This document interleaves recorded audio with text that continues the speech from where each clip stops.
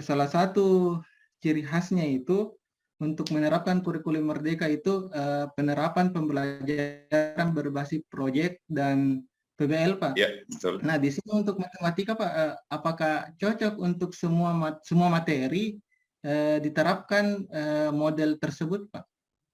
Yang proyek. Lebih amannya saya akan menyatakan tidak semua bisa cocok. Ya, tidak semua. Model-model yang ada itu kita lah yang akan menyeleksi yang mana kira-kira paling bagus untuk topik-topik tertentu ya. Paling mudah saya bisa bilang bahwa pembelajaran langsung atau direct instruction itu tetap cocok, dan Anda bisa lihat kalau dibaca di situ di buku berbagai sumber bahwa kalau ada pengetahuan faktual ya atau pengetahuan prosedural, skills ya macam-macam, keterampilan, kecakapan, maka yang lebih bagus itu adalah pembelajaran langsung, bukan project based atau problem based atau case method. Kalau di perguruan tinggi kita ditambahi satu, ada case method ya, case based method namanya. Jadi 3 itu, sebenarnya 2 karena disatukan antara PBL dan project based learning itu dianggap satu saja di perguruan tinggi, tapi memang untuk mungkin kalau di sekolah namanya kurikulum Merdeka mengajar ya, itu istilahnya yang kurikulum Merdeka mengajar. Kalau di kampus itu kampus Merdeka Merdeka Belajar. Jadi Merdeka Belajar kampus Merdeka. Kalau di sekolah Merdeka mengajar kurikulum ini. Oke, jadi seperti itu. Tidak ada satu model yang cocok untuk semua hal. Itu sebuah keniscayaan yang harus saya kira semuanya sudah tahu bahwa agak sulit memaksakan satu model untuk satu hal. Tapi mengapa itu diberi penekanan? Karena problem based atau project based serta case based method itu mengutamakan terbangunnya pemahaman atau kemampuan dari siswa yang bisa diterapkan langsung untuk menyelesaikan masalah. Jadi itu intinya, karena ya visi menteri kita adalah bahwa manusia yang lahir dari proses pendidikan harus menjadi problem solver, bukan ya problem shooter istilahnya kalau bahasa Inggris. Pemecah masalah ya. Ini sebenarnya bukan hal baru, karena dari dulu semua model itu sudah dikenal. Sama halnya dengan kalau Anda kita bicara tentang HOTS ya, higher order thinking skills, yang terakhir ini baru mengemuka. Padahal dari dulu sebenarnya, dulu sekali, sejak adanya taksonomi Bloom, bagian kognitif atau ranah kognitif yang membagi menjadi 6 level ya, level C1 sampai C6 yang kemudian direvisi oleh Kraftol dan kawan-kawan. Level C4, C5, C6 itu ada perubahan nama dan perubahan urutan.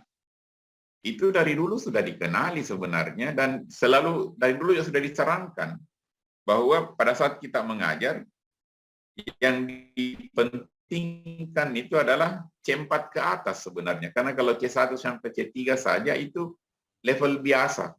Barulah kemudian orang mengenalinya terakhir-terakhir ini bahwa C1 sampai C3 itu disebut lower order thinking skills, dan yang di atas C4 sampai C6 higher order thinking skills. Karena meskipun dari dulu dikatakan bahwa itu bagus kalau dicapai sampai pada tingkat tertinggi C6 yang dulunya adalah evaluasi, yang sekarang setelah direvisi menjadi kreasi, guru-guru kan tidak berupaya mencapai ke sana, khususnya di Indonesia. Kita di Indonesia itu cukup dengan kemampuan siswa menerapkan apa yang diketahui. Jadi sampai C3 saja aplikasi. Nah, sementara tahun-tahun terakhir, mulai tahun 2000-an ya ke atas, mengemukalah yang namanya PISA, ya, Program for International Student Assessment oleh OECD, itu organisasi kerjasama negara ekonomi di dunia. Dan kita coba-coba diikutkan siswa Indonesia untuk dilihat kemampuannya dibandingkan dengan standar internasional negara-negara ekonomi maju.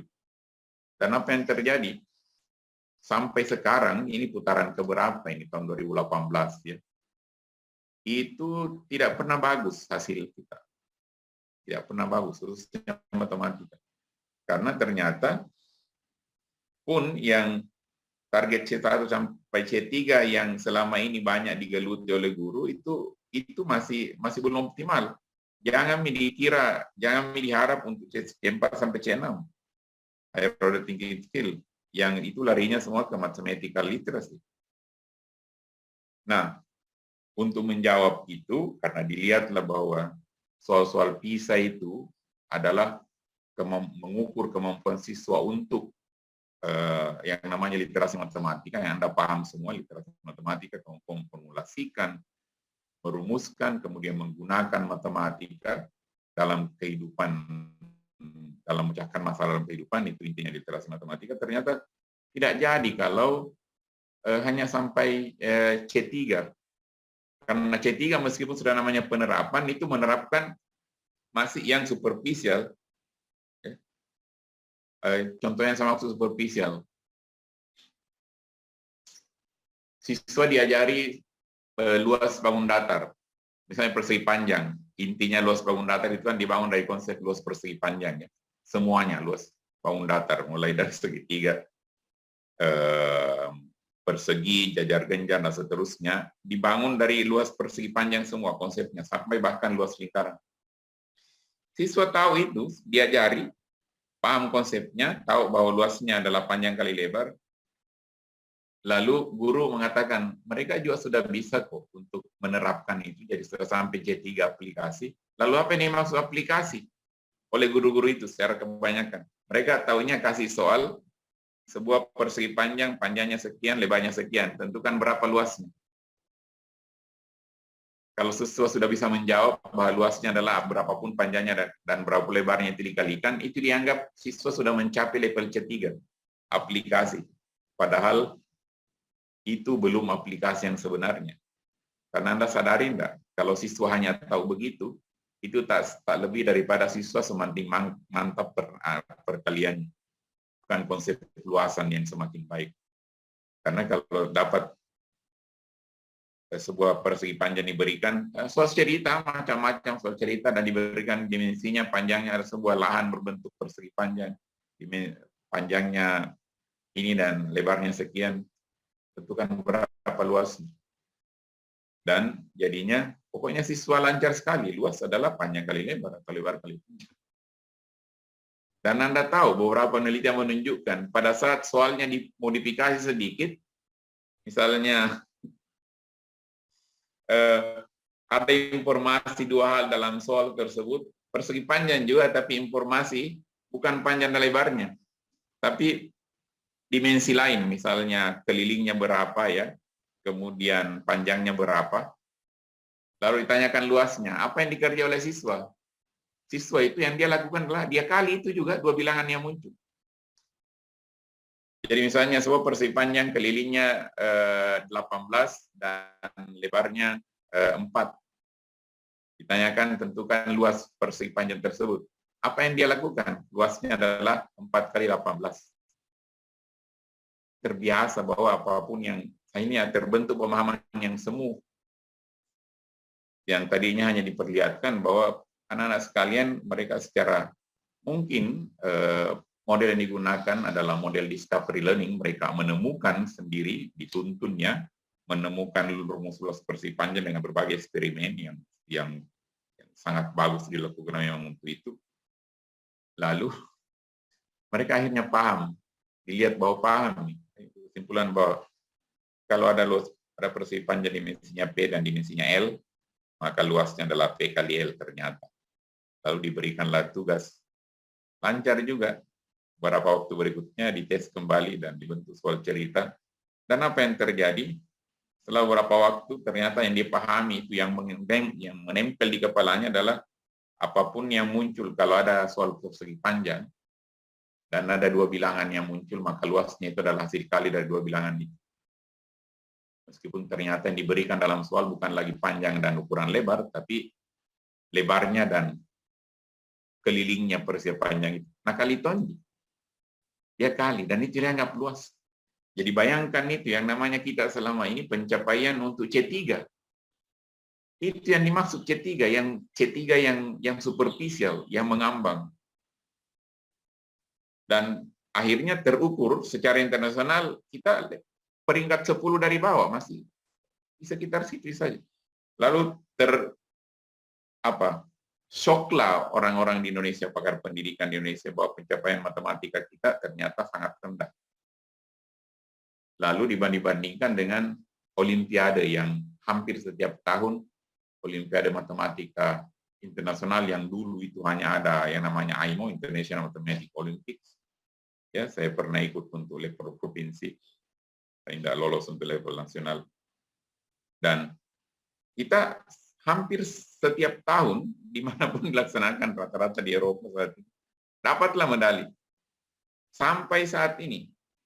Dan itu dijadikan pembanding bahwa meskipun prestasi kita di PISA sangat rendah, tapi bagus. Karena di Olimpiade Matematika Internasional kita selalu dapat juara.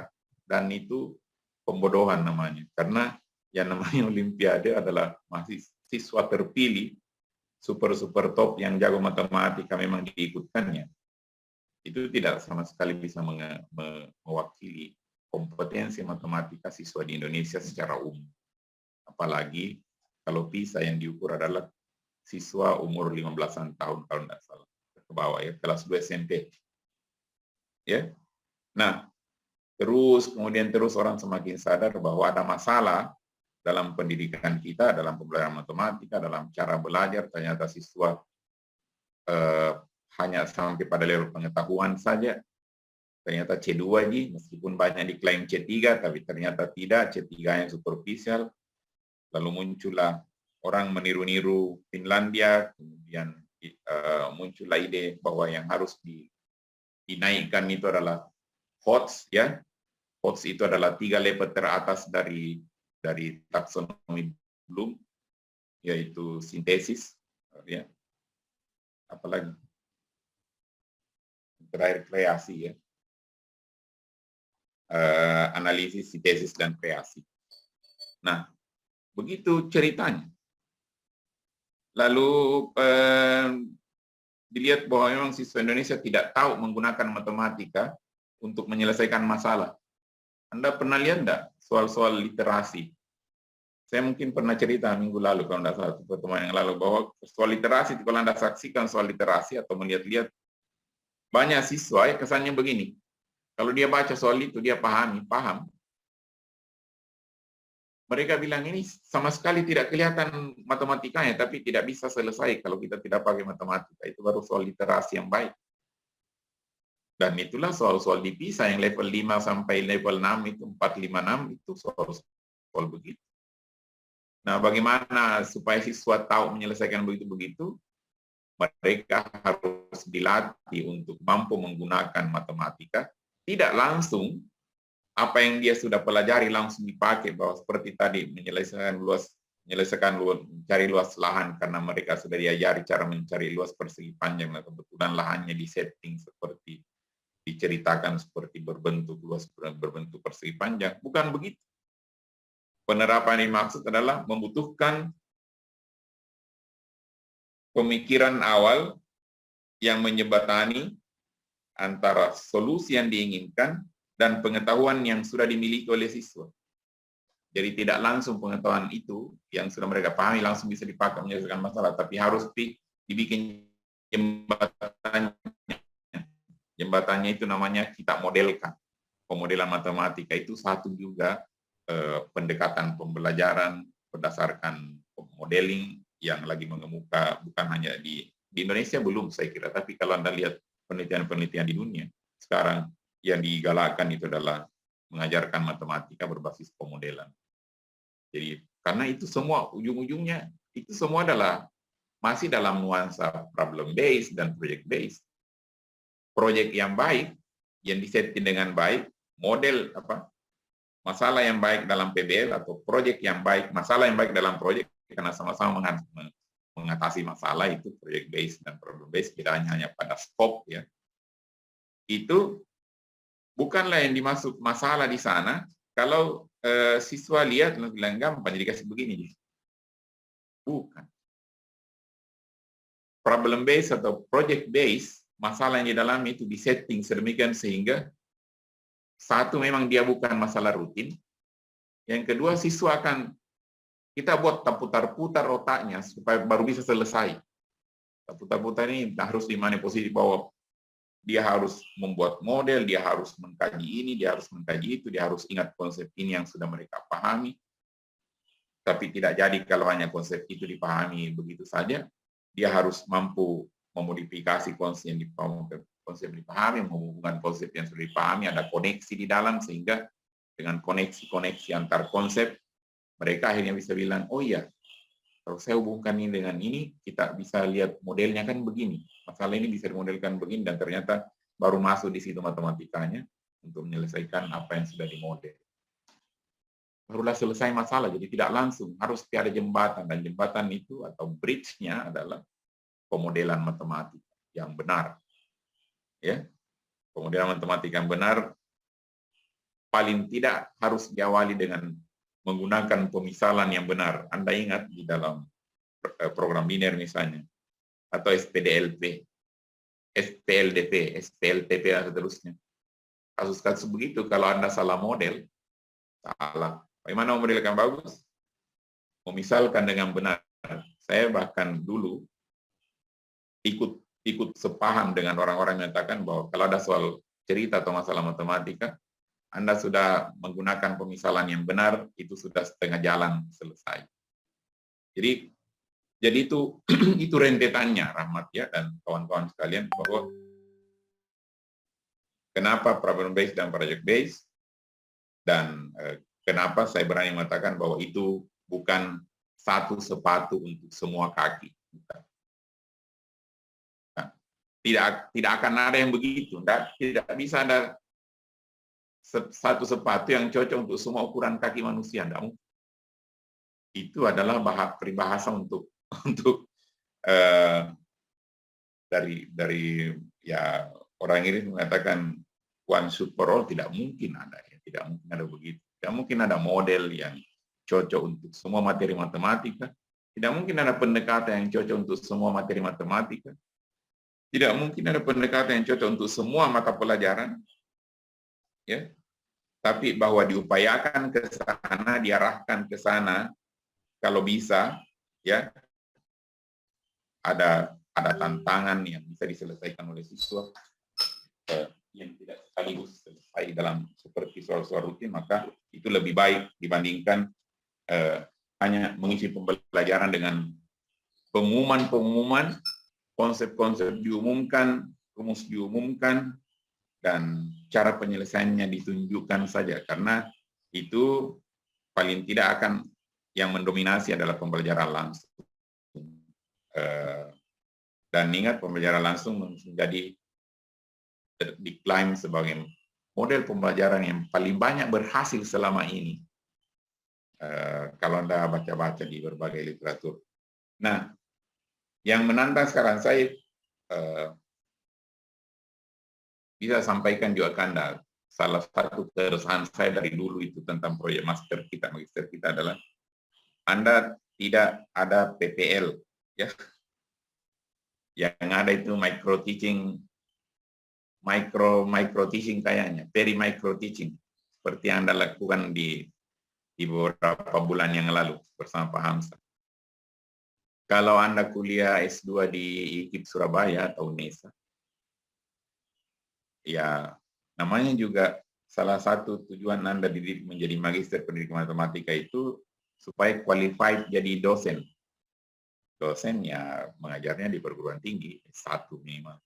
Jadi kalau S1 Anda harus mengikuti PPL di sekolah, salah satu mata kuliah, ya.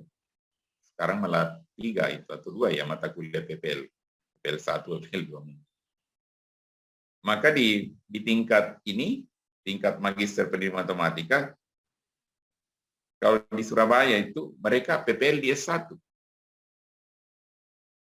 Di sini kita tidak dilakukan itu, dan ya meskipun akhirnya alumni kita juga sudah banyak yang menjadi dosen di S1, ya di Sulbar, di UNM sendiri kita ya.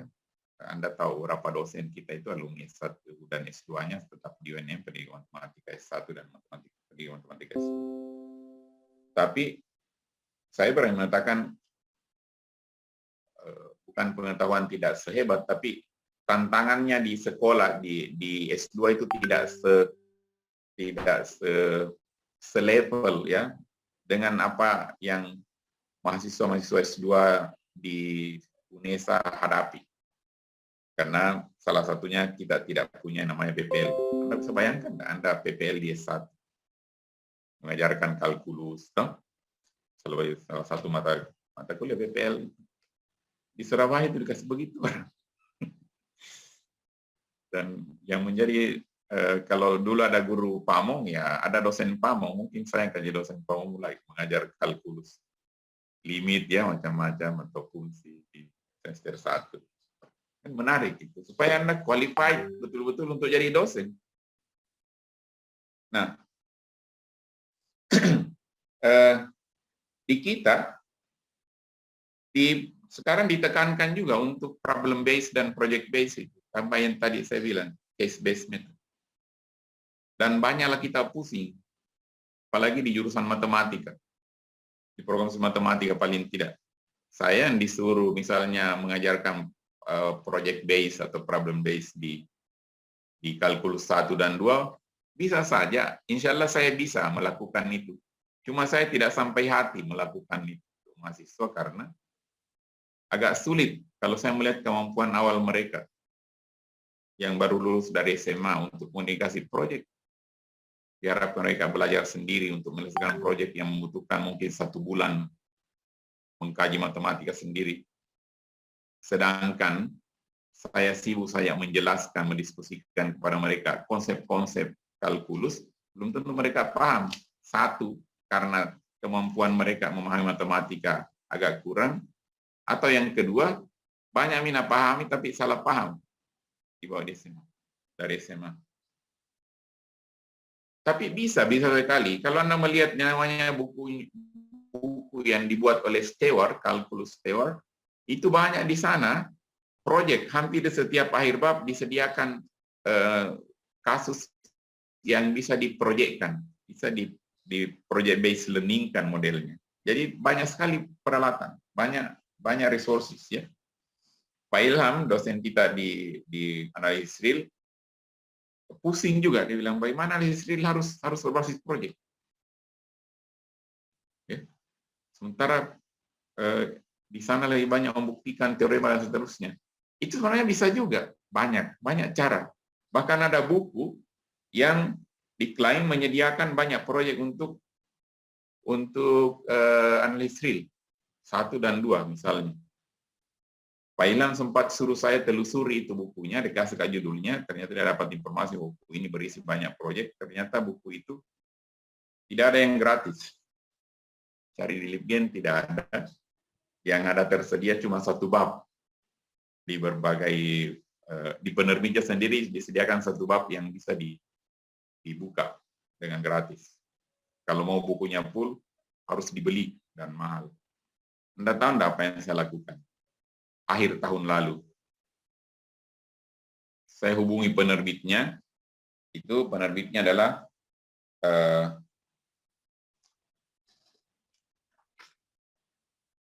Asosiasi Matematika Amerika, ya MAA.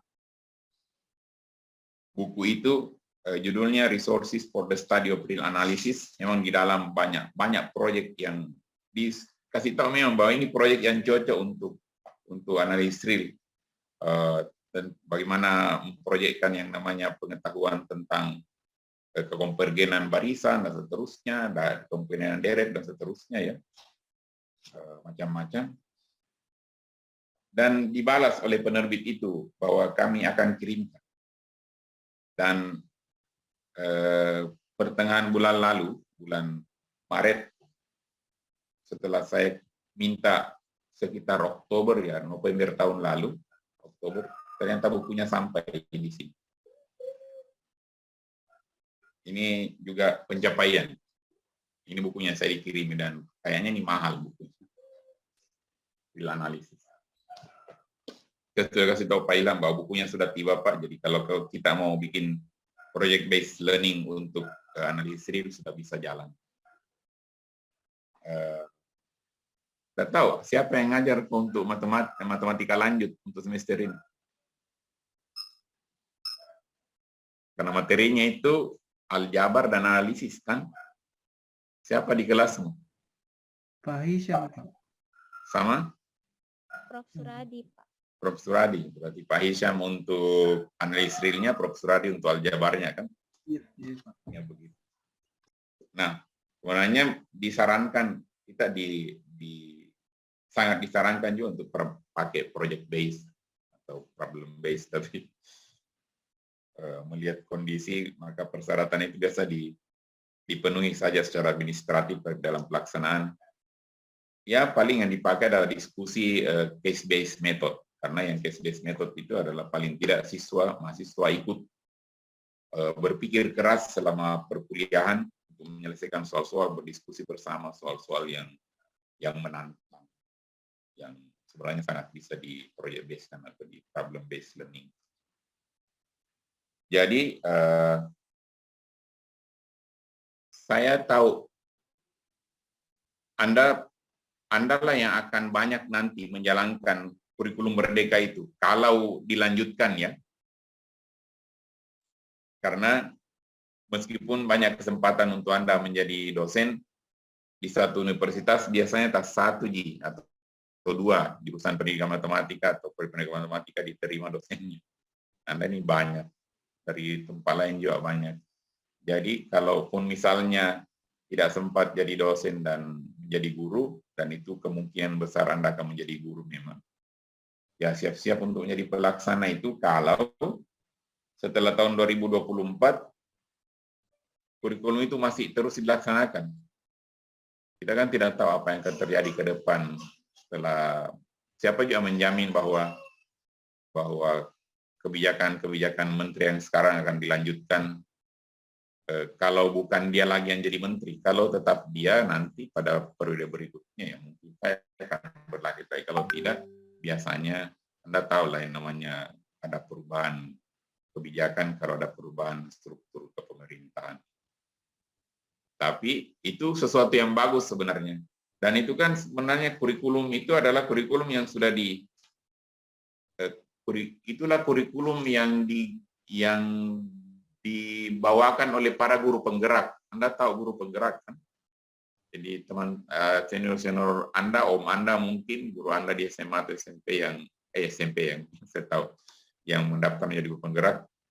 Itulah kurikulum Merdeka yang mereka ingin dituntut untuk coba implementasikan di sekolah, membantu guru yang ada di sekolah untuk dimulai dilaksanakan setahap demi setahap. Dan itu tidak lepas dari berbagai kritikan, karena ya namanya juga sesuatu yang baru pasti bukan banyak ada berbagai celah yang orang lihat kekurangan-kekurangan sendiri, tapi saya yakin pemerintah terus melakukan perbaikan. Kemarin ada yang ikut enggak kemarin dari kementerian ada webinar tentang pelaksanaan kurikulum Merdeka itu. Dan salah satu presenternya itu adalah guru SMP Negeri 7 di Makassar sini, suami dari teman saya. Saya sempat mendaftar sebenarnya untuk ikut, tapi pada saat mau logging di Zoom, saya agak telat masuk, sehingga telat berapa menit, mungkin 20 menitan telatnya, dan saya tertolak, dikatakan di situ sudah 3.000 isinya Zoom, jadi tidak bisa ditambah lagi masuk. Padahal saya tertarik untuk ikut itu, melihat bagaimana implementasi itu dijelaskan. Selain dari guru teori praktisi langsung kurikulum Merdeka, ada juga para pejabat dari kementerian di pusat. Itu ininya. Itu semua sebenarnya tidak ada yang baru bagi kita, apalagi yang baru-baru selesai S1, karena pasti Anda belajar tentang itu semua pada saat kuliah strategi pembelajaran. Entah pada saat itu menjadi penekanan atau dianggap sama saja penekanannya dengan model-model lain, itu masalah lain. Tapi itu bukan hal baru. Dia menjadi baru sebagai sesuatu yang digalakkan sekarang di persekolahan kita, di pendidikan di perguruan tinggi. Karena berbagai alasan, itu tadi bahwa matematika atau ilmu yang siswa dapat itu seharusnya mampu digunakan langsung untuk menyelesaikan persoalan keseharian mereka. Dan saya mau menyampaikan ke Anda semua bahwa persoalan keseharian itu maknanya luas. Kalau siswa mungkin kesehariannya Anda tahu, ya kehidupan sehari-hari sebagai siswa dan sebagai mahasiswa, tapi yang namanya matematika berguna untuk menyelesaikan masalah sehari-hari itu sangat bisa diperluas. Kalau saya seorang profesional di bidang apapun, masalah sehari-hari saya akan berbeda dengan profesional lain, dan yang termasuk masalah keseharian saya adalah pekerjaan saya. Ya. Anda tahu para engineer ya, yang saya bisa ceritakan yang para insinyur yang menangani, yang membuat pesawat terbang di Bandung. Dulu pernah saya dengar cerita ada alumni Unhas yang diterima di sana bekerja. Itu kerjanya dia menyelesaikan persamaan diferensial terus. Dia masuk bekerja dan tugasnya menyelesaikan persamaan diferensial. Tapi persamaan diferensial bukan yang main-main, tapi yang merupakan model dari apa-apa yang mau dipakai di produksi bagian-bagian pesawat. Dan cocoknya dia jurusan matematika di UNAS, jadi cocok. Pasti tahu matematika terapan mungkin televisinya, jadi penyelesaian persamaan diferensial, dan ya itu dari pemodelan lagi. Itulah keseharian mereka. Keseharian kita sekarang apa ya? Kalau keseharian Anda sebagai guru matematika katanya bisa menyelesaikan masalah keseharian guru, pasti bisa. Paling sederhana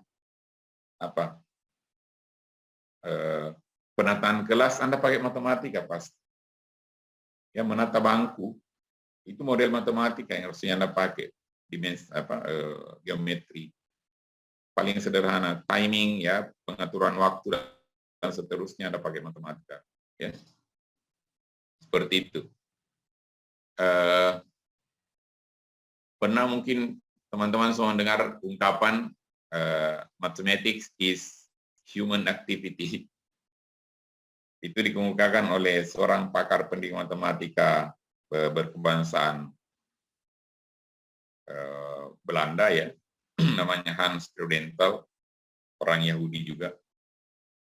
Dan orang banyak salah paham tentang itu, mengatakan bahwa kalau matematika disebut oleh Prudential sebagai kegiatan hidup manusia ya, adalah kegiatan manusia matematika. Katanya maksudnya adalah mereka mengatakan semua aktivitas kehidupan tidak bisa dilepaskan dari matematika. Padahal tidak begitu maksudnya. Mathematics as human activity itu maksudnya adalah bermatematika itu adalah sebuah kegiatan manusia sebenarnya, sesuatu yang bisa Anda lakukan. Bermatematika. Bermatematika itu membuat model, menyelesaikan masalah dan menggunakan model itu, berpikir berdasarkan pola, kemudian memprediksi, berpikir tentang peluang, probabilitas, dan macam-macam, berpikir tentang bentuk-bentuk yang teratur geometri, berpikir tentang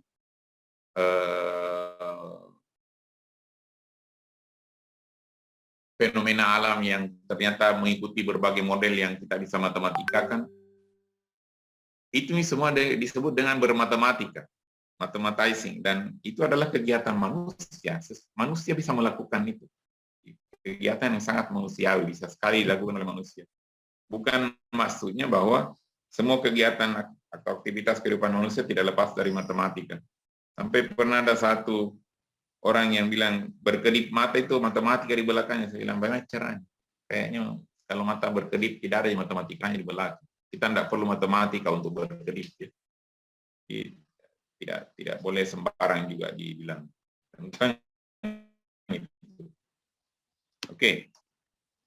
Tapi pertanyaan yang bagus saya kira. Dan siap-siap saja untuk menjadi pelaksana itu, dan seharusnya tidak perlu khawatir. Karena panjang Anda tahu dan meluangkan waktu yang memadai untuk membuat masalah, men-set masalah yang baik, pasti problem base atau project base itu bisa jalan. Bisa. Dan ingat saja bahwa kriteria masalah yang baik adalah dia tidak langsung bisa diselesaikan dengan cara-cara rutin. Dia akan memaksa siswa untuk mengerahkan segala kemampuan matematikanya yang sudah dia miliki, yang kemudian dipakai untuk memikirkan matematika yang lebih tinggi lagi untuk bisa dipakai menyelesaikan masalah yang dihadapi. Jadi naik level. Prior knowledge-nya itu penting, tapi tidak selesai kalau hanya itu yang dia tahu. Mungkin dia perlu untuk saling menghubung-hubungkan antara apa yang sudah diketahui. Dan ingat bahwa settingan dari problem base dan project base itu disarankan untuk kooperatif. Karena apa tujuannya? Masalah lebih mungkin selesai kalau banyak kepala yang bisa memikirkan. Makanya pengetahuan awal si A bisa dikombinasikan dengan pengetahuan awal si B yang belum tentu sama. Lahirlah pengetahuan baru di situ, dan itu pun belum cukup. Maka ada kepala lain yang ikut menambah pengetahuan itu untuk kemudian bisa memikirkan solusi yang tepat untuk masalah yang dihadapi. Makanya settingan dari problem-based learning dan project-based learning adalah kooperatif. Dan ingat, sekali lagi bedanya adalah hanya salah satu yang paling membedakan adalah skop dari masalah, sehingga implikasinya adalah waktu penyelesaiannya yang membutuhkan lebih panjang untuk proyek dibandingkan problem based. Problem based bisa adalah settingan masalah yang selesai dalam satu kali pertemuan. Kalau tidak selesai mungkin sampai 2 kali pertemuan. Tapi kalau project based itu mutlak membutuhkan aktivitas belajar siswa di luar jam sekolah, melakukan penelitian dan seterusnya, riset, eksperimen mungkin, pencarian sumber belajar yang lain, apakah di perpustakaan atau di internet, untuk bisa menyelesaikan permasalahan yang disetting dalam project base. Seperti itu. Oke, itu yang saya bisa bilang. Kalau ada teman yang lain yang bisa memberikan penjelasan tambahan, ini forum yang terbuka tentang problem based dan project based dalam kurikulum Merdeka sebagai model yang ditekankan. Silakan.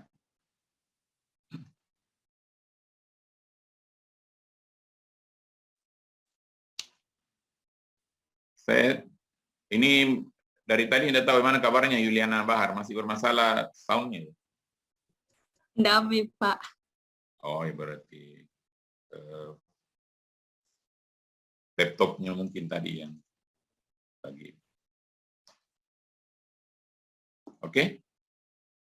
Ada pertanyaan lain lagi atau komentar lain? Ingat, forum ini bukan saya menjadi terdakwa ya, bukan. Tidak boleh saya dijadikan terdakwa, saya ditanya, saya terus. Anda, ini diskusi. Diskusi yang sekali lagi sangat mungkin kita lakukan karena Anda, oke, silakan Khalifah. Iya Pak, berdasarkan pengalaman juga Pak, biasanya siswa ini misalnya dalam pembelajaran PBL itu misalnya masalahnya kita sudah berikan masalah ini sudah tepat, tapi siswanya ini masih mengalami kesulitan. Nah, apa yang bagus ini Pak digunakan oleh seorang guru untuk memaksimalkan potensinya ini siswa dan pembelajaran PBL ini Pak. Kan biasanya itu siswa, iya. Menarik. Biasanya kan masalah sudah bagus. Iya, masalahnya Justru, sudah tepat, tapi siswanya masih mengalami kesulitan gitu. Itu pertanyaan menarik. Karena yang Anda maksud tepat itu bagaimana? Kalau salah satu indikator ketepatan masalah adalah siswa tidak kesulitan sama sekali menyelesaikan, berarti belum tepat itu. Tapi itu aspek lainnya. Saya pikir yang Anda anggap tepat masalahnya adalah betul-betul sudah disetting dan menggunakan berbagai asumsi bahwa oh iya, mereka sudah tahu seharusnya ini sehingga masalahnya levelnya di atas. Mereka sudah pernah belajar ini kan. Anda kan ajar mahasiswa, Anda ajar siswa itu kan tidak hanya saat itu saja.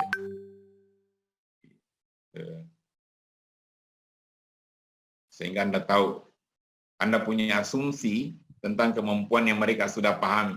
Persoalannya memang kalau kemampuan yang mereka bangun selama ini adalah kemampuan yang semu. Kembali itu lagi, pseudo understanding, ya, pemahaman semu.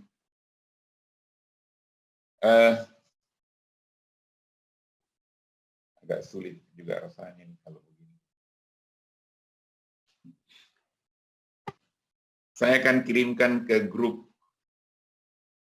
artikel tentang yang dibuat oleh Slomo Pinner itu yang merupakan artikel pertama yang sepanjang pengetahuan saya membahas tentang apa yang dimaksud dengan pemahaman semu dalam pendidikan matematika atau pembelajaran matematika. Anda yang punya kemampuan berbahasa Inggris bisa paham, mudahan bisa paham dengan itu. Yang tidak diupayakanlah membacanya dengan baik sehingga Anda bisa paham dan paling tidak bisa menjadi inspirasi, entah mau ditindaklanjuti dalam bentuk tesis atau tidak. Yang jelas itu pengetahuan yang penting saya kira. Segera setelah ini saya akan kirim artikel. Karena berkali-kali itu muncul masalah, pemahaman semu itu bisa bikin masalah. Seakan-akan paham, seakan-akan nyambung, tapi tidak sebenarnya. Jadi kembali ke pertanyaan IPA tadi. Sebelum saya yang berkomentar, kalau ada yang mungkin ada yang punya pengalaman yang sama dan pernah melakukan sesuatu yang entah berhasil atau tidak mengatasi masalah itu. Ada yang mau berbagi enggak?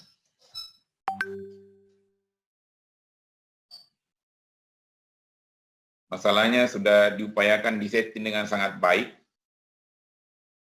Ujung-ujungnya tidak jalan karena siswa paling, atau saya kembali ke IPA dulu. Kenapa siswa tidak bisa jalan menyelesaikannya? Karena kayaknya Pak, kemampuan awalnya memang masih kemampuan awal, berarti asumsi kita tidak benar itu ya. Oh. Ya, asumsi kita yang bukan tidak benar, tidak tepat. Asumsi itu kan maksudnya kalau sudah mempelajari menurut struktur kurikulum, kita kan berpikir, nah tahu itu karena lewat itu. Atau di SMP, Anda mengajar di kelas 2. Lalu pengetahuan yang dibutuhkan untuk menyelesaikan masalah ini bisa dibangun dengan memberdayakan konsep-konsep yang mereka pelajari di semester 1-2 atau di kelas 7.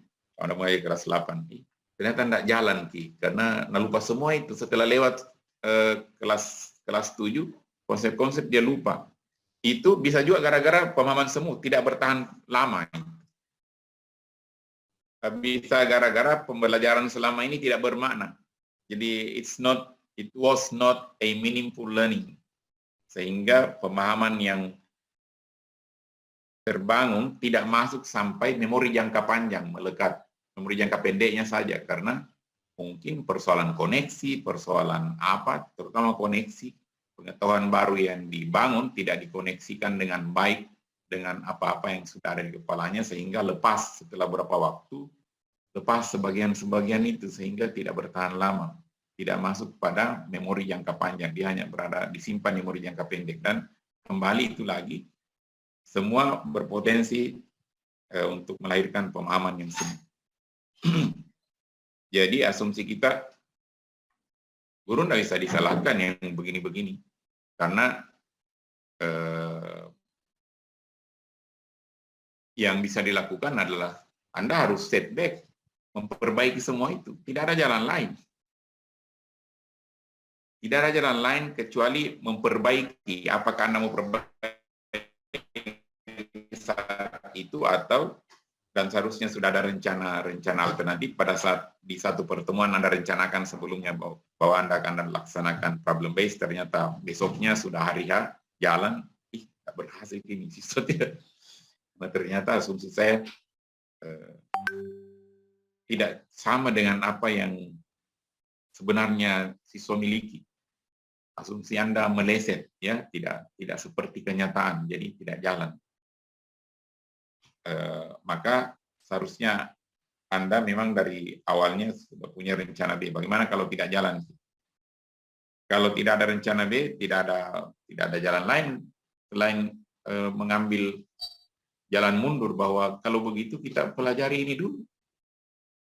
Tidak ada jalan lain itu. Karena kapan Anda paksakan, insya Allah tidak akan berhasil, dan itu adalah penganiayaan sebenarnya. Saya berani mengatakan begitu. Anda menganiaya siswa dengan waktu mereka untuk menyelesaikan itu, padahal mereka tidak punya kemampuan. Anda akan kesulitan juga untuk ini. Paling ujung-ujungnya pembelajaran tidak menyenangkan tapi menjengkelkan, ya, karena Anda emosi. Siswa juga frustrasi karena tidak tahu, terus dikasih tahu berkali-kali, kasih tahu jalannya, mereka pusing, diapain ini, apa mau dikerja ini. Yang paling susah itu kalau mereka bilang apa ini mau dikerja sebenarnya. Jadi masalah pun mereka tidak tahu, masalahnya tidak tahu. Sehingga ini mengingatkan dia kembali pada heuristik Polya. Anda kenal, ya, George Polya? Siapa tidak kenal dia itu? Pernah ketemu enggak? Saya enggak pernah ketemu George Polya, tapi saya tahu, saya kenal dia. Bukunya How to Solve It, ya, How to Solve It, bagaimana menyelesaikan. Itu bukan sangat terkenal karena George Polya lah yang salah satu yang pertama mengukakan namanya langkah-langkah pemecahan masalah. Dan itu dicontohkan banyak di matematika karena Polya sendiri adalah matematikawan. Dan bukunya ada macam-macam versinya, ya, kita bisa cari di LinkedIn.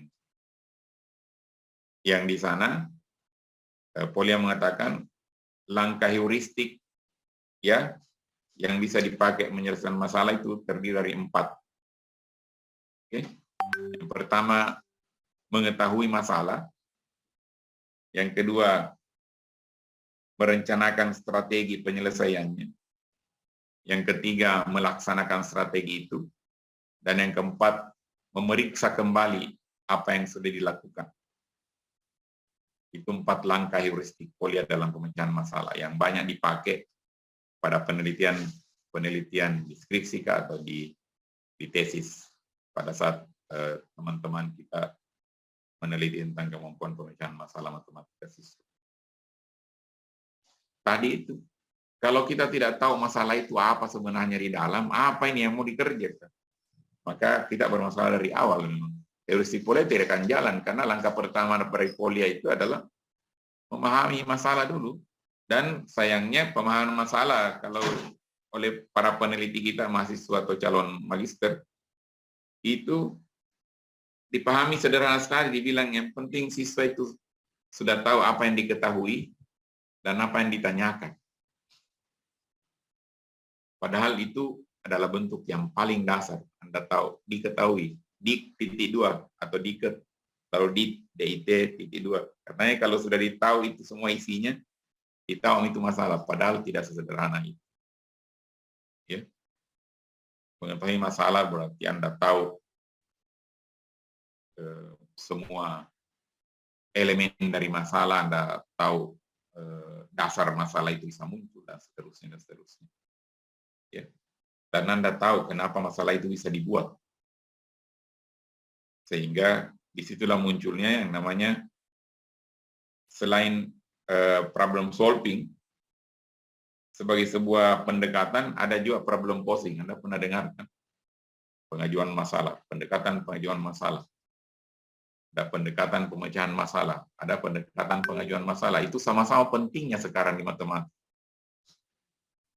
Dan bahkan pendekatan pengajuan masalah dianggap selevel lebih di atas dibandingkan tahu menyelesaikan masalah. Problem-based approach, problem solving approach. Ya. Karena yang namanya problem posing itu tidak semata-mata tahu bikin masalah, tapi harus tahu bikin masalah yang bisa diselesaikan dengan matematika, dan dia sendiri bisa selesaikan. Bukan hanya tahu membuat, tapi tidak bisa selesaikan. Ya.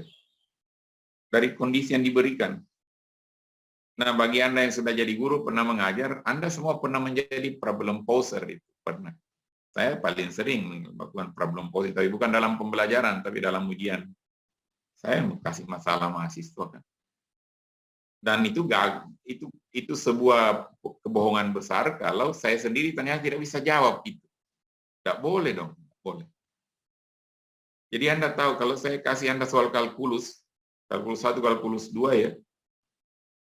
Dari yang di sini kalkulus 1 saya rasanya yang saya pernah kasih.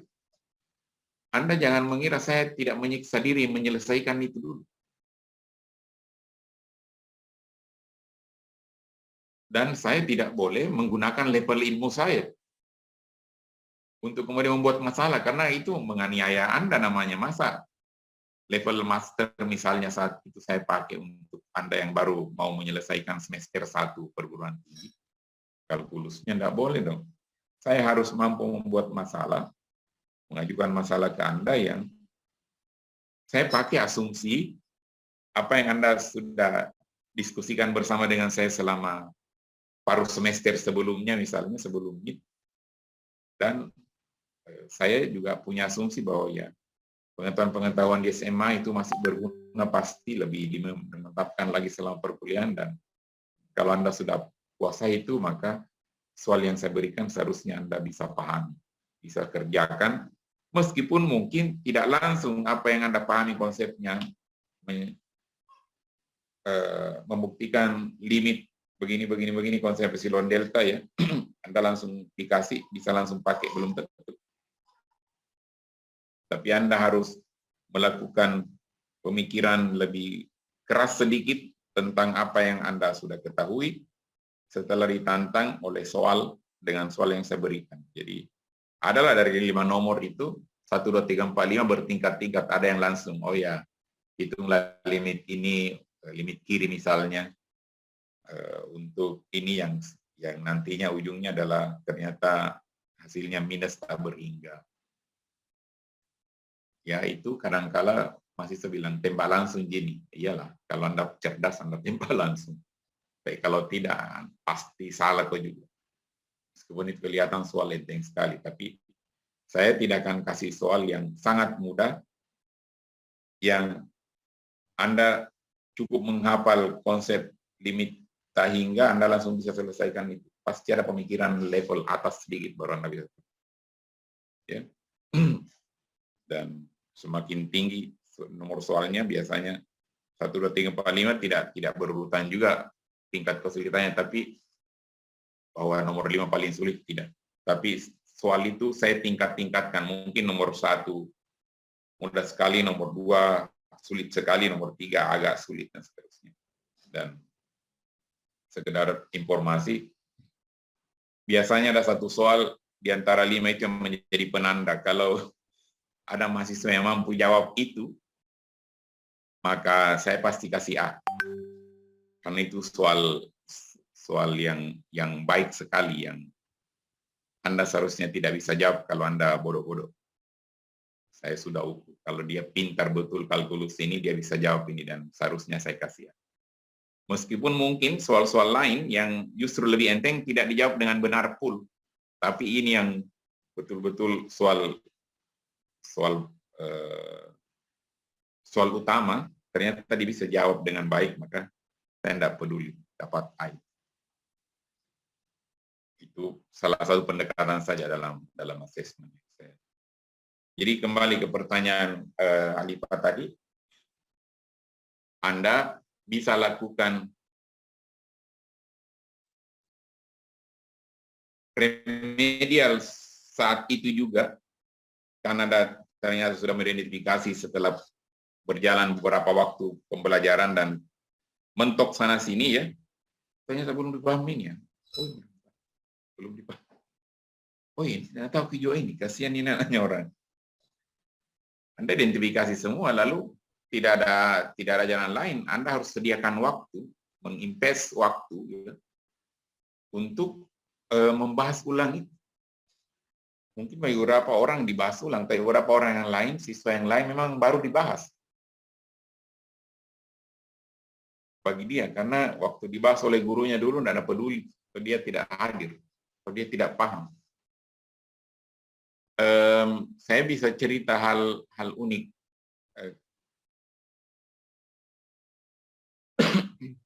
Baru-baru ini, saya semester 5 ya kalkulus lanjut, bukan kalkulus 2, kalkulus integral ya, semester lalu juga kalkulus diferensial, dan baru masuk kampus lagi setelah 2 tahun, sekitaran 2 tahun kita tidak ketemu di kelas. Saya merasa menjalankan pembelajaran online dengan baik, membuka pertanyaan bagi mahasiswa yang mau bertanya, menyediakan waktu 24 jam, kalau ada yang mau bertanya, saya akan layani secara proporsional pada waktu yang luang. Kalau saya luang saat ditanya, lalu saya jawab saat itu juga, mau lewat telepon, mau lewat video call, mau lewat percakapan di WhatsApp, saling mengirim jawaban dan koreksian dan seterusnya, saya layani semua, meskipun respon mahasiswa tidak menggembirakan, tidak banyak yang menggunakan ketersediaan waktu saya. Tibalah giliran di semester 2 mengajarkan integral. Dan begitu, saya mengajar dengan asumsi bahwa beberapa bagian integral itu sudah dipelajari di SMA. Karena masih ingat, saya tahunya pasti ada kurikulum ini di SMA. Lalu setelah melihat, kenapa mentok? Anda tidak tahu. Saya lalu iseng bertanya, bukan iseng, tapi serius bertanya. Asumsi saya deh sekalian, Anda sudah tahu kan ini di SMA, sudah pernah belajar. Dan jangan kaget, saya yang kaget malah karena beberapa dari mereka mungkin hampir setengahnya mengatakan, Pak, kami tidak sempat belajar itu. Itu memang ada, tapi kami tidak sempat diajari. Gara-gara faktor pandemi yang belajarannya online. Tidak di Makassar. Jadi yang namanya learning loss itu betul-betul ada ternyata dan dialami oleh anak-anak kita di sekolah di SMA di kabupaten yang ternyata mungkin akses internetnya bagus, Zoom bagus, tapi memang banyak masalah yang mereka hadapi sehingga tidak jalan dengan baik. Di lain sisi bahwa pasti banyak distorsi memang dibandingkan pelajaran offline. Kalau kita belajar online, ya banyak distorsinya di sana sini sehingga tidak seefektif pembelajaran offline yang online itu. Dengan segala inovasi yang mereka guru-guru sudah dilatihkan, guru-guru belajar sendiri, mereka lihat bagaimana di YouTube melaksanakan begini, tapi berat tantangannya untuk pembelajaran online dan tidak pernah bisa seefektif pembelajaran offline. Jadi apa yang saya lakukan ya mau tidak mau harus kembali menjelaskan ulang, mendiskusikan ulang apa-apa yang mereka mengaku bahwa saya belum pernah belajar itu. Jadi asumsi saya bahwa alumni SMA sudah tahu itulah adalah asumsi yang agak naif juga saya bangun karena itu asumsi bahwa di SMA pastinya begini, sudah tahu. Satu, karena saya pernah SMA, yang kedua, kurikulumnya ada isinya itu. Jadi asumsi saya sudah diajarkan semua. Ternyata enggak. Ada di kurikulum, tapi waktu tidak mencukupi bagi mereka, para guru, untuk mengcover semua itu dengan kendala-kendala di sana-sini terkait dengan pandemi yang biasanya tatap muka di sekolah itu 1 jam pembelajaran 40 45 menit atau 40 menit. Kalau di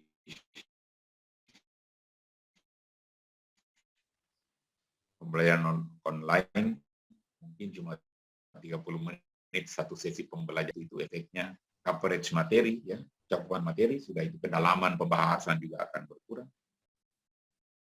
Ya. Banyak hal yang seperti itu. Dan Anda paham semua cerita-cerita para guru, bahkan sampai para dosen yang ikut menyalahkan guru SMA karena saya yang paling sering mengalami itu, tapi tidak banyak sekarang menyalahkan, menyadari saja bahwa memang ada banyak masalah. Kalau saya mengajar mahasiswa baru semester 1 dan berpikir bahwa di SMA sudah mereka paham ini karena sudah belajar di kurikulum ada, ternyata enggak. Jadi makanya langkah ekstrim yang saya lakukan, saya kira dengan kelas Anda itu hari kita sampai yang seharusnya 3 SKS, apa yang saya lakukan 2 kali seminggu Mas, karena butuh waktu yang lebih panjang untuk bisa mengcover materi yang secara program perkuliahan itu cukup selama 1 semester 16 kali pertemuan, kurang 2 berarti 14 kali pertemuan, 3 SKS cukup untuk mengcover 4 bab. Ternyata kalau saya mau cuek, lari-lari saja, sudah saya jelaskan. Lanjut. Pokoknya paham atau tidak, itu resikonya menjadi mahasiswa, Anda harus belajar sendiri, bertanya sendiri, dan seterusnya. Perkuliahan dengan dosen itu adalah sangat terbatas apa yang bisa diketahui.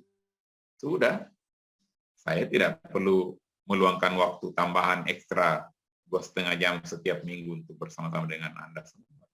Saya tuh melakukan itu karena merasa ada masalah dan merasa bertanggung jawab untuk membenahi bengkalai yang Anda alami gara-gara faktor ketidakefektifan pembelajaran yang Anda lakukan di SMA, sehingga konsep-konsep yang pada dasarnya sudah Anda harus pahami, ternyata harus saya ulas kembali. Dan itu remedial namanya. Remedial di lain waktu. Ya. Jadi itu yang butuh prestasi yang begitu-begitu kalau Anda hadapi. Ya. Itulah sebabnya orang menanggapi hal itu dengan dua posisi, mengatakan ya ini kesempatan saya untuk membuat orang lain mengerti hal yang baru, ya. Ada yang cuek saja mengatakan sudahlah kalau begitu kita berhenti melakukan problem base, saya tidak akan lakukan itu lagi dan saya kembali mengajar seperti biasa. Tidak perlu juga peduli dengan itu, karena saya dikejar oleh target materi itu bahaya. Di sisi lain yang saya mau bilang adalah itu banyak orang menganggap mengajar di sekolah unggulan, ya, atau di kelas unggulan itu lebih menyenangkan karena lancar pembelajaran, cepat selesai materi karena siswa pintar-pintar. Tapi kalau saya pribadi, lalu Anda jadi guru, jadi apa? Apa yang Anda capai? Mungkin mereka puas dengan sendirinya, ada tingkat kepuasan tersendiri karena, tapi berbeda kepuasannya kalau Anda menghadapi siswa yang kurang dan Anda bisa membuat mereka unggul, dibandingkan memang masukannya sudah unggul dan Anda merasa bahwa mereka cepat mengerti dan seterusnya, ya. Mungkin juga tanpa kehadiran kita mengajari mereka sudah bisa mereka mengerti sendiri. Dan peran guru menjadi berubah saat menghadapi yang begini-begini. Ya. Kalau Anda ditanya, ya mungkin kalau masih jiwa idealnya muncul akan mengatakan lebih enak menghadapi siswa yang agak kurang dibandingkan menghadapi. Tantangannya kalau siswa pintar, ya kita kadang-kala mati langka dan seterusnya, karena di sana harus banyak. Anda harus lebih pintar dari siswa senantiasa. Dan itu asumsinya memang juga kalau Anda sudah selesai satu ya pasti lebih pintar dari siswa. Oke, jadi kesimpulannya Anda harus lakukan remedial, perbaiki itu. Dan hal lain adalah jangan kendor, maksudnya kalau sudah memperbaiki coba lagi untuk ini. Tapi mungkin asumsinya dikondisikan lagi bahwa ya ternyata mereka begini. Karena yang namanya pembelajaran masalah itu berlevel juga, ada levelingnya, bertingkat-tingkat. Anda mungkin dari awal tidak boleh langsung masalah yang keren sekali, karena dalam pembelajaran perlu siswa dikondisikan secara psikologis bahwa mereka bisa melakukan sesuatu. Kecuali kalau Anda mau shock terapi, kalau ada siswa yang patotoai sok jago, salah satu mengatasi yang begitu-begitu, kita langsung permalukan dia sebenarnya, tanda kutip permalukan secara akademik. Yang kesembaran, ternyata tidak ada yang tahu kenapa total sekali. Kasih soal yang kita tahu dia tidak bisa jawab. Itu untuk membuat dia ingat bahwa belajar itu penting dan tidak boleh memandang enteng orang lain kalau guru misalnya. Ya. Tapi kalau keadaan normal, Anda harus menerapkan model pembelajaran yang bisa membangun kepercayaan diri siswa bahwa mereka bisa matematika. Meskipun tidak boleh juga sampai mereka mengatakan matematik itu ternyata enteng. Tidak boleh begitu, karena aslinya matematik itu sulit. Nah, bagaimana cara mengatasi yang begini-begini? Anda beri tingkatan-tingkatan masalah yang Anda berikan. Yang dia juga ke siswa itu dikasih level, jangan langsung yang sulit sekali, tapi supaya siswa terbangun rasa percaya dirinya bahwa mereka bisa, maka permasalahannya itu kasih tingkatan-tingkatan. Sama dengan kalau ujian ya. Saya kasih soal mahasiswa, ya tidak mungkin langsung digempur dengan soal nomor 1 baru itu lihat kasih tidak bisa menjawab karena tinggi levelnya, tidak bisa. Harusnya dibuat dulu, dikondisikan psikologisnya bahwa ya nomor 1 bisa aja. Bisa.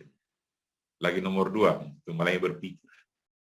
Nomor 3, berpikir lagi. Nomor 4, tinggal medium. Nomor 5, tidak ada momentum idenya. Itu level yang bagus. Ya. Bandingkan.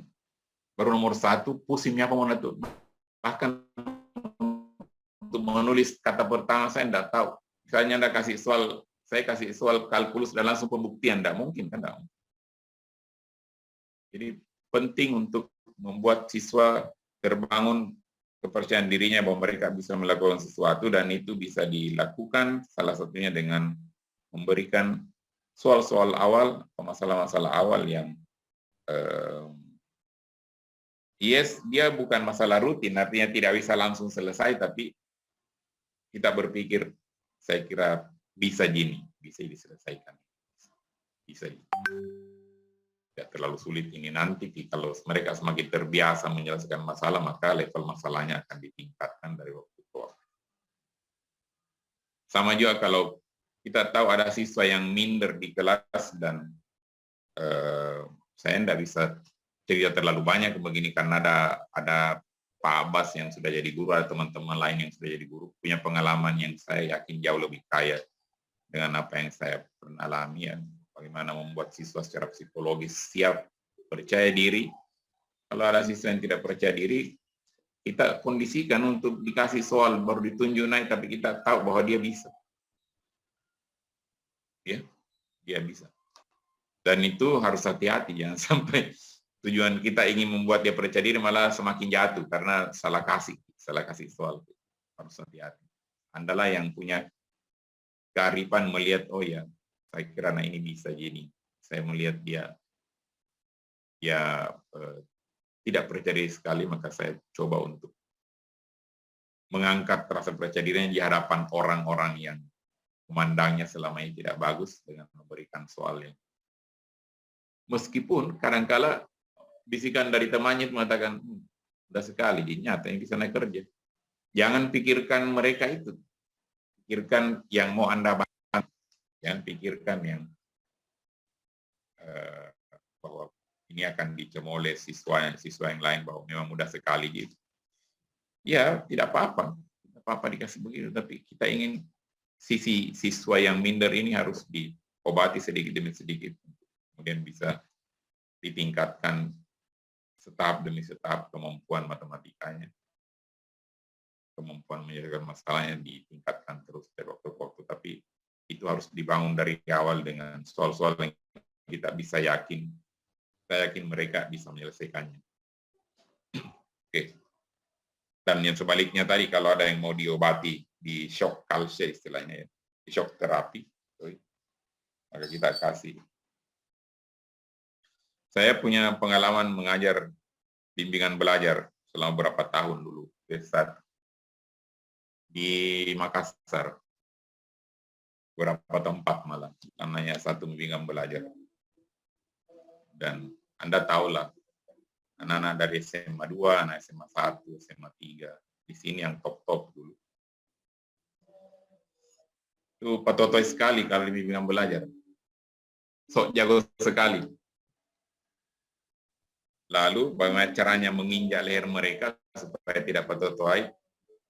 Pada saat pertama kita kasih soal yang sama sekali mereka tidak tahu, tapi kita cuma mengatakan, saya berkedip mata selesai. Kayak jangkau macam-macam. Dan tidak tahu kan, saya cuma berkedip mata, ini caranya. Itu shock terapi namanya. Jadi tujuannya lain. Ya. Kalau mengingat keadaan siswa yang secara psikologis tidak bagus, cenderung sombong padahal tidak tahu apa-apa sebenarnya caranya begitu. Ya. Jadi itu adalah untuk Anda supaya bisa punya kontrol terhadap siswa, karena penting sekali untuk kita punya kontrol.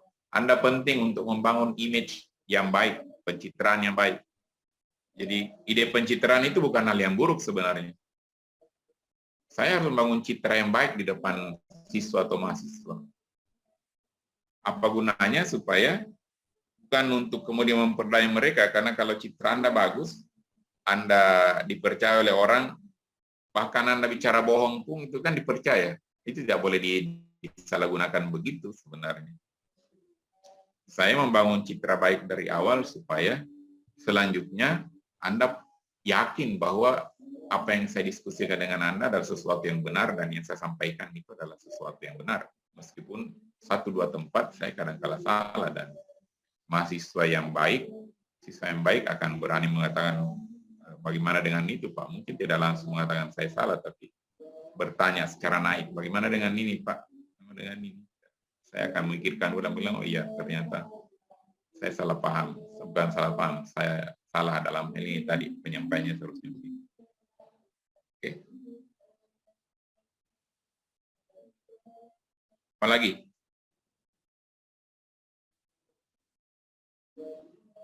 Silakan Juliana. Bagus nih mungkin mikrofonnya dan soundnya. Kalau ada yang mau ditanyakan. Ini Juliana itu kasusnya menarik karena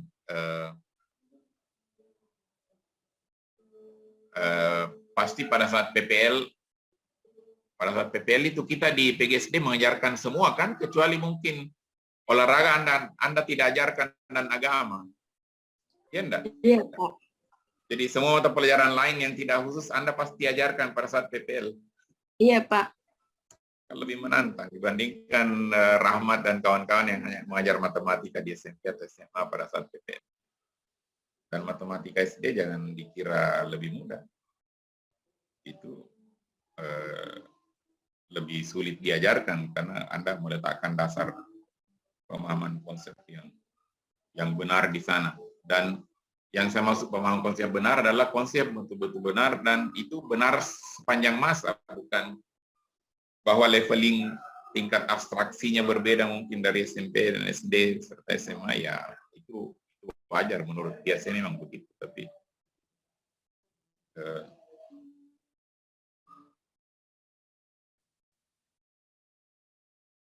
misalnya ya Anda mengajarkan konsep perkalian. Mengapa di SD dia masih diterima bahwa perkalian itu penjumlahan berulang? Yang dikalikan adalah bilangan bulat saja, bilangan bulat. Dan perkalian itu kalau masih bilangan asli, apa-apa yang dikalikan pasti membesar, ya. Itu masih masuk akal, dan itu benar memang pada saat settingan semesta kita adalah di bilangan asli atau bilangan bulat. Bilangan asli mungkin bilangan bulat karena negatif. Tapi kalau sudah naik level, perkalian bukan lagi pada bilangan bulat atau bilangan asli, tapi sudah bilangan rasional, mulai aneh kan? Ya, mulai aneh. Pecahan dikalikan dengan pecahan mulai aneh. Gimana ini pembesarnya? Seterusnya.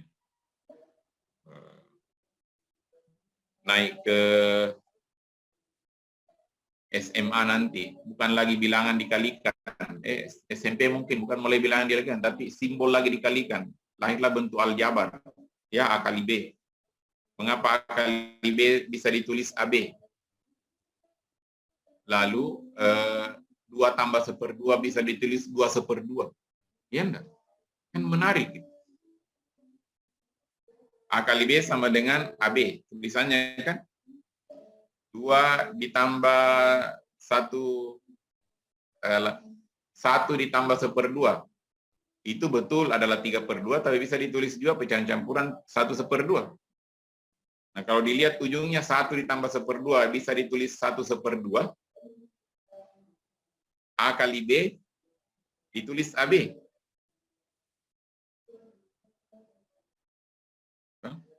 Lalu bisakah ditulis 1 dikali 1/2 sama dengan 1/2?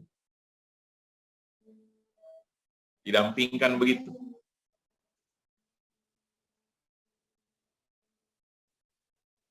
A tambah B sama dengan A tambah B.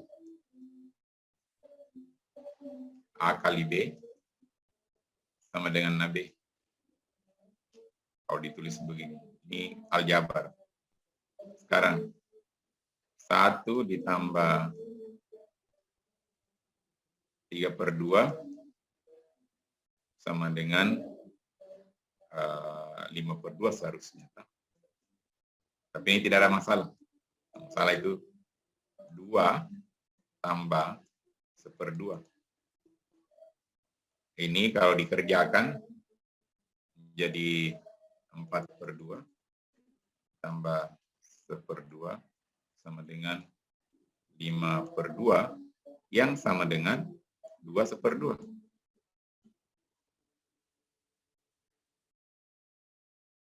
Sementara kalau A tambah B katanya tetap A tambah B. Yang A kali B baru ditulis AB. Jadi seakan-akan, jadi kalau 2 kali 1/2 bisa ditulis 2/2. Sehingga sama 2/2, 2 tambah 1/2 sama 2 kali 1/2, kan aneh. Tidak mungkin. Karena pemahaman aljabar kita bermasalah. Ini tidak ada masalah, benar terus. Tapi pada saat kita rampatkan macam-macam kemana-mana dan tidak sadar bahwa ini adalah simbol penyatuan, 2 tambah 1/2 itu 2/2, tulisan ini bukan lagi perkalian 2 kali 1/2, bentuknya ini bukan 2 kali 1/2, tapi kalau mau disatukan kembali adalah 2 dan 1/2 ini. Yang kalau diuyop kembali menjadi begini 5/2. Itu saya bisa menjadi masalah. Berpindah dari bilangan dikalikan menjadi simbol, lalu muncul di SMA bukan lagi simbol dikalikan, tapi simbol yang diatur-atur, mulai matriks dikalikan A, B, C, D, dikali dengan EF misal. Lalu lanjut lagi bukan lagi matriks, tapi fungsi dikalikan, bagaimana kalau X dikali GX. Tapi sekali Anda paham namanya prinsip perkalian yang terbangun di SD dengan benar, dan abstraksinya bertingkat-tingkat, semakin abstrak, semakin abstrak, semakin abstrak, maka ini tidak akan bermasalah. F kali G, ya apapun F dan apapun G-nya dikali seperti biasa. Bahwa ada sifat di sana. komutatif, asosiatif, dan distributif. Iyalah, itu tambahan pengetahuan untuk kemudian membuat ini menjadi benar bahwa ini F kali G, X adalah ya Fx kali Gx. Oke. Itu tantangannya. Saya berhenti sharing. Tiba-tiba saya berpikir tadi karena Yuliana menampilkan wajahnya, jadi penting untuk diingatkan.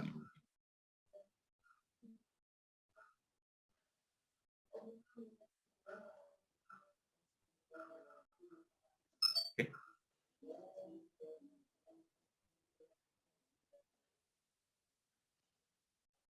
Lalu sampai di perguruan tinggi, perkalian limit misalnya, ya, perkalian barisan yang merupakan fungsi dikalikan, seterusnya. Di level abstraksinya semakin meningkat. Oke, kalau tidak ada yang bertanya, kita sudahi saja pertemuan ini ya. Saya mau melepaskan Anda untuk melakukan aktivitas yang lain, tapi mulai saat ini Anda gimana ceritanya kira-kira? Memilih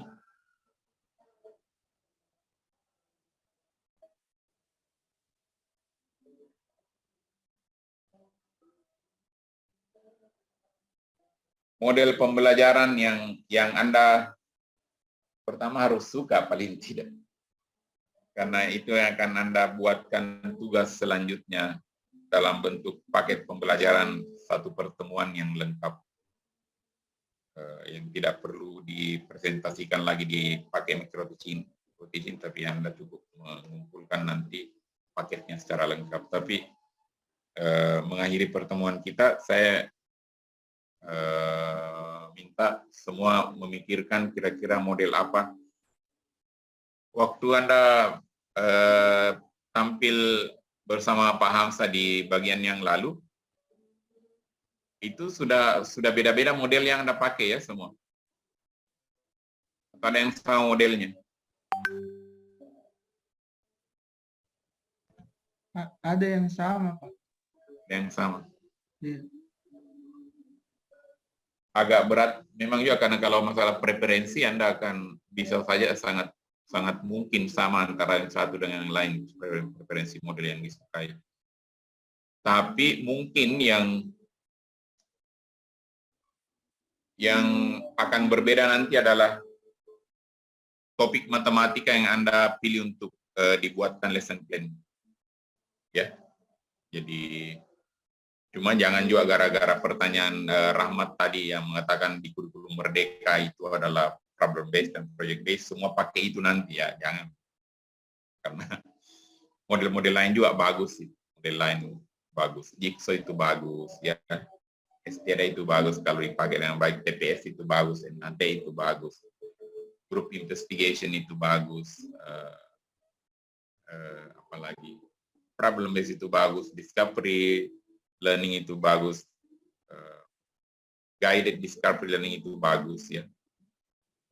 Tergantung apa yang Anda suka dan apa yang Anda pikir menarik sekaligus menantang untuk Anda rancang pembelajaran satu sesi yang lengkap dengan model yang lebih mengemuka. Nah, saya pertemuan berikutnya itu kalau menurut jadwal hari Selasa minggu depan tanggal 3 orang Lebaran ya, sedang Lebaran berarti tanggal 10 kita masuk kelas kembali dan saya sudah bisa daftar semua model dan topik yang Anda tetapkan. Oke. Bisa ditangkap ini informasinya ya. Jadi Anda punya waktu memikirkan model dan topik yang Anda mau buat tugas sebagai buat sebagai tugas mengembangkan perangkat pembelajaran, bukan perangkat paket pembelajaran yang lengkap untuk topik itu berdasarkan model, dan Anda sendiri memilih pendekatan yang tepat yang Anda mau pakai. Di tanggal 10 sudah dikumpulkan semuanya dan Anda mulai bekerja saat itu. Saya tidak tahu. Kita mulai pertemuan itu hari tanggal berapa ya? Biar saya cek di sini. Kuliah pertama kita itu tanggal 5 bulan 4. Kalau diikuti kalender 5, 6, 7, 8. Ini pertemuan keempat kita ya. Pertemuan ke-5 tanggal 3 seharusnya, tapi itu libur. Tanggal 10 pertemuan ke-6.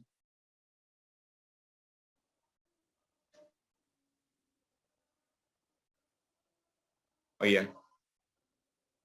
Dan pertemuan ke-6 tanggal 10 itu Anda sudah mengumpulkan topik yang dipilih berdasarkan dan model yang dipilih juga, lalu mulai bekerja pada saat kita sudah sepakati hari itu. Oh iya, cocok itu pilihanmu. Silakan tidak lanjuti, bikin tugasnya untuk kemudian dikumpul mungkin pada pertemuan ke-8. Sudah dikumpul semua filenya. Dan itu yang akan saya nilai untuk menjadi menemani nilai dari presentasi Anda bersama Pak Hamzah untuk menentukan nilai akhir mata kuliah. Oke, itu rencana perjalanan kita ke depan. Kalau ada pertanyaan, silakan.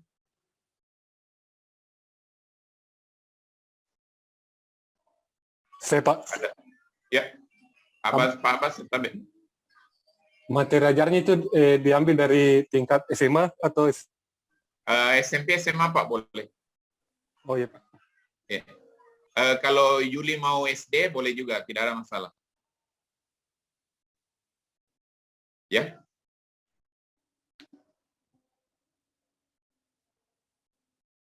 Ini untuk merevitalisasi, merefresh kembali pemahaman kita ya, sekaligus memakai tentang model-model pembelajaran yang saya sangat yakin tidak banyak yang tidak cukup kita bahas dalam diskusi ya yang terbatas ini, dan teman-teman semua akan banyak belajar pada saat belajar sendiri membaca buku dan kemudian mencoba untuk memakai dengan benar dalam skenario pembelajaran yang terencana dengan baik dan kelihatan bahwa modelnya di sini seterusnya. Jadi nanti paketnya lengkap, Bapak dan Ibu sekalian, saudara sekalian, materi ajarnya harus